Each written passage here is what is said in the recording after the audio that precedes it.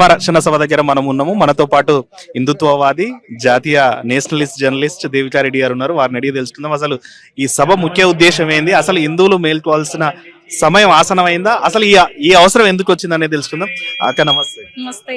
So హిందువులు మేల్కోండి అన్నటువంటి నినాదం హిందువులు అంటే మేల్కొనే సమయం వచ్చిందా? అసలు మేల్కోలేకపోతున్నారా?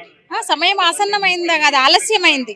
చాప కింది నీరులా అంటాం కదా, చాప కింద నీరు కాదు, అసలు ఒక వెల్లువల వచ్చేసింది. ఇప్పటికైనా మేల్కొనకపోతే చాలా కష్టం. చూస్తున్నాం మనం, అన్ని రకరకాల జిహాదుల పేరుతో అన్ని మింగేస్తున్నారు. కుల వృత్తులు కూడా పోతున్నాయి. మెయిన్ ఉద్దేశం ఇక్కడ ఉంది కదా, జాగో భాగ్యనగర్ చలో బాలాపూర్, భాగో రోహింగ్యాస్. ఇది మనందరి డిమాండ్ కావాలి. ఎందుకంటే ప్రభుత్వాల పనేంటి, ప్రజలు కోరుకునేది. అందుకని ప్రజలుగా మనందరం ఇక్కడ, ముఖ్యంగా బాలాపూర్లో పెద్ద ఇష్యూ. రోహింగ్యాస్ ఎక్కువ సంఖ్యలో ఉన్నారు, దేశమంతా ఉన్నారు. పశ్చిమ బెంగాల్ మొదలు ఇటు సౌత్ కేరళ వరకు ఉన్నారు. అయితే భాగ్యనగర్లో ఇంకెక్కువ ఉన్నారు. ఎందుకంటే పేరులోనే ముస్లిం ఉన్న ఏకైక పార్టీ తెలంగాణ కేంద్రంగా ఉంది, భాగ్యనగరం కేంద్రంగా ఉంది.